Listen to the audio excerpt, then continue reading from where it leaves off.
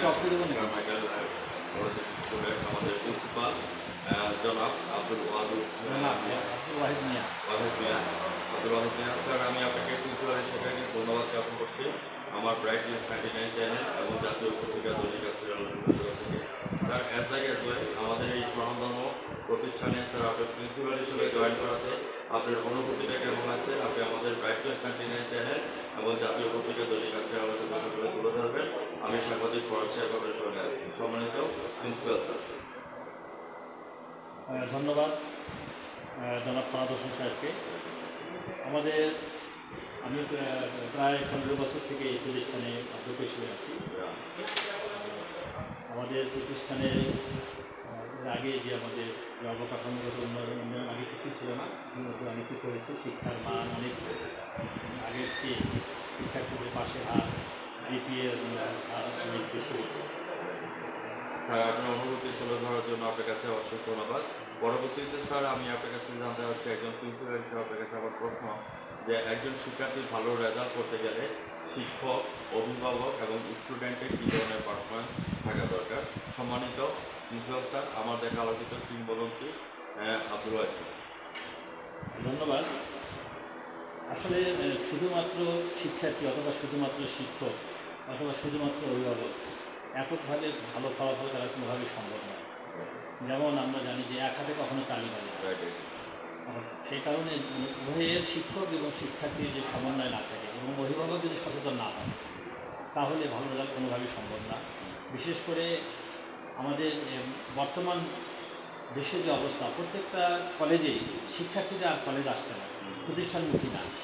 এমনকি শিক্ষকদেরকে অনেক শিক্ষার্থী তাকে চেনে না, যার কারণে তাদের সঙ্গে যে ছাত্র শিক্ষক যে একটা মধুর সম্পর্ক সেটা গড়ে উঠছে না এবং তাদের মধ্যে যে মানবিক যে গুণাবলী এগুলো ডেভেলপ করছে না। এবং সবাই শিক্ষার্থীরা এখন কোচিংমুখী এবং প্রাইভেটমুখী হওয়ার কারণে তারা এই মানবিক মূল্যবোধ যে শিক্ষা যে প্রতিষ্ঠান থেকে নিতে হয় সেটা কিন্তু আসলে বঞ্চিত হচ্ছে। এবং যার কারণে আমার মনে হয় যে যদি ছাত্ররা যদি প্রতিষ্ঠানে আসে এবং শিক্ষকরা যদি আন্তরিকতার সাথে এবং শিক্ষক সুলভ মনোভাব নিয়ে যদি তারা পাঠদান করায় এবং অভিভাবকরা যদি খোঁজখবর রাখে নিয়মিত তাহলে ভালো লাগে।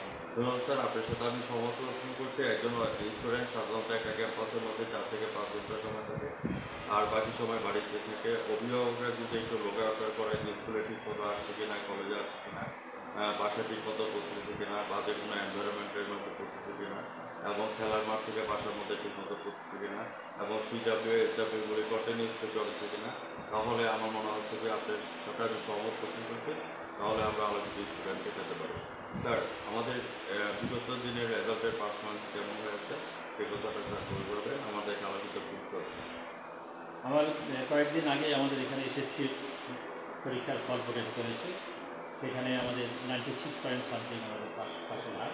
তো আমাদের গতবারের চেয়েও এবার ভালো, তার আগেরবারও আমাদের 100% ছিল। এবার 100% আমাদের হয়নি। 4 জন বাচ্চা আমাদের অপ্রতিহত হয়েছে এবং তারা যে শিক্ষার্থীরা আসলে নিয়মিত প্রতিষ্ঠানে আসছে না তারাই আসলে পরীক্ষা ফলাফল ভালো ফলাফল করতে পারে। সেই কারণে শিক্ষার্থীদেরকে অবশ্যই নিয়মিত আসা উচিত। বর্তমান সরকার মমতা ব্যানার্জি জননেত্রী শেখ হাসিনা এবং আইসিটি উপদেষ্টা সচিব আজিজ জয় ডিজিটাল বাংলাদেশ সম্পর্কে বলেছেন 2021 থেকে আমাদের দেশে ডিজিটাল বাংলাদেশ পরিবর্তিত করবে। আমরা অলরেডি ডিজিটাল ওভারকাম করে এখন স্মার্ট বাংলাদেশের মধ্যে পদার্পণ করেছি। এটার হচ্ছে ভীষণ হচ্ছে 2021 থেকে 30 সাল। তো সেক্ষেত্রে আপনি স্মার্ট বাংলাদেশ এবং এসডিজি গোল অর্থাৎ সাস্টেনেবল ডেভেলপমেন্ট গোল নিয়ে একটু কথা তুলে ধরবেন আমাদের আলোচিত প্রিন্সিপাল। এসডিজি এটা তো আসলে 3 না, এসডিজি 4 আর 2030 না 2040 গভর্নমেন্ট যেটা গোল করতে হচ্ছে যে আপনার যে স্মার্ট বাংলাদেশ করার জন্য গভর্নমেন্ট যেটা উদ্যোগ নিচ্ছে এটা অবশ্যই সাধুবাদ জানাই। এই কারণে আমরা আগে ডিজিটাল বাংলাদেশ বুঝতাম না যে এখন সবার হাতে হাতে এবং বাড়িতে বসে আমরা সেবা গ্রহণ করতে পারছি। বিশেষ করে ব্যাংকিং সেবা থেকে ভর্তি কার্যক্রম বা আর্থিক লেনদেন সব কিছুই এখন অনলাইনে হচ্ছে এবং কোনো বিষয়ে অভিযোগ বা প্রতিকার এবং সেটা কোনো অফিসে না ঘুরে আমরা অনলাইনে এটা করতে পারছি, যেটা বর্তমান সরকার করেছে। এবং তারা যে স্মার্ট বাংলাদেশ করার জন্য উদ্যোগ দিয়েছে এবং শুধু স্মার্ট বাংলাদেশ, স্মার্ট নাগরিক, স্মার্ট অর্থনীতি, হ্যাঁ এটা সবই এর সঙ্গে যুক্ত আছে। আমার মনে হয় আমাদের এই উদ্যোগ সফল। স্যার আমি সাক্ষাৎকারের শেষ পয়েন্টের মধ্যে চলে আসছি। ৭১-এর চেতনা সম্পর্কে কিছু কথা তুলে ধরবেন আমাদের আলোচিত প্রিন্সিপাল স্যার। এখন সমস্যা হচ্ছে, এখন বর্তমান সরকারের সময়ে এখন সবাই হয়ে গেছে আওয়ামী লীগ এবং মুক্তিযোদ্ধা। তার যদিও সমালোচনা আমি করছি, কারণ যারা মুক্তিযুদ্ধের বিরোধী শক্তি, যারা যেমন তারাই আজকে ভোট পাল্টিয়ে তারা আজকে আওয়ামী লীগের সঙ্গে যুক্ত হয়ে গেছে। বিভিন্ন অফিস আদালতে তাদের দৌরাত্ম অনেক বেড়ে গেছে। কিন্তু সত্যিকার অর্থে যারা মুক্তিযোদ্ধা, সত্যিকার অর্থে যারা দেশপ্রেমিক মানুষ, তারা কিন্তু আজকে অবহেলিত। এবং খুবই দুঃখজনক যে এদের এই যে যারা অনৈতিক কাজগুলো করছে, এবং সব খোঁজ নিয়ে দেখবেন যে কেউই তারা মুক্তিযুদ্ধের চেতনাকে ধারণ করে না। সেই কারণে এবং আমাদের কাছে যেটা মনে হয়, আমাদের শিক্ষার্থীদেরকেও আমরা মুক্তিযুদ্ধের চেতনা একটু উদ্বুদ্ধ করে আমরা মানুষ করতে পারছি না। এই জন্য আমার মনে হয় যে কারিকুলামটাকে আরও বলে সাজানো দরকার, যাতে করে একজন শিক্ষার্থী একজন সুনাগরিক হিসেবে গড়ে ওঠে। শুধুমাত্র কথায় বক্তৃতা দিয়ে হল লেখার হবে না, যা দরকার হচ্ছে আমাদের শিক্ষাক্রম এবং শিক্ষার্থীদের যে শুধুমাত্র জাতীয় দিবস অথবা বিভিন্ন দিবস পালন করে শিক্ষার্থীদেরকে উদ্বুদ্ধ করা যাবে না।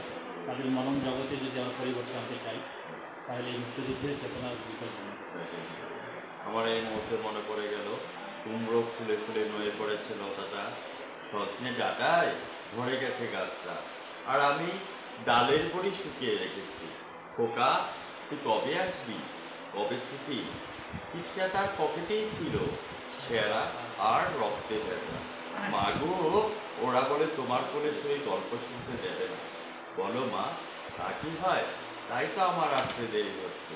তোমার জন্য নারিকেলের চিড়ে কেটে, উর্কি ধানের মুরকি সেজে, এটা সেটা আরো কত কি।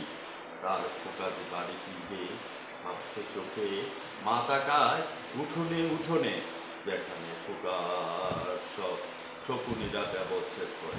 আবু জাফর ওবায়দুল্লাহ লিখা কোনো এক মাটি কবিতাটি আজকের এই বিশেষ দিনে আমার দেখে আলোচিত কিংবদন্তি প্রিন্সিপাল হিসেবে ৭১-এর চেতনা সম্পর্কে যে কথাটা তুলে ধরেছে, আপনার জন্য আমি উৎসর্গ করে দিয়ে দিলাম। ধন্যবাদ।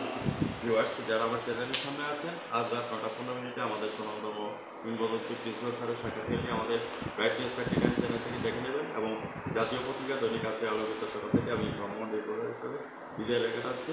স্যার ভালো থাকেন, সুস্থ থাকেন, ধন্যবাদ। স্যার ৯টা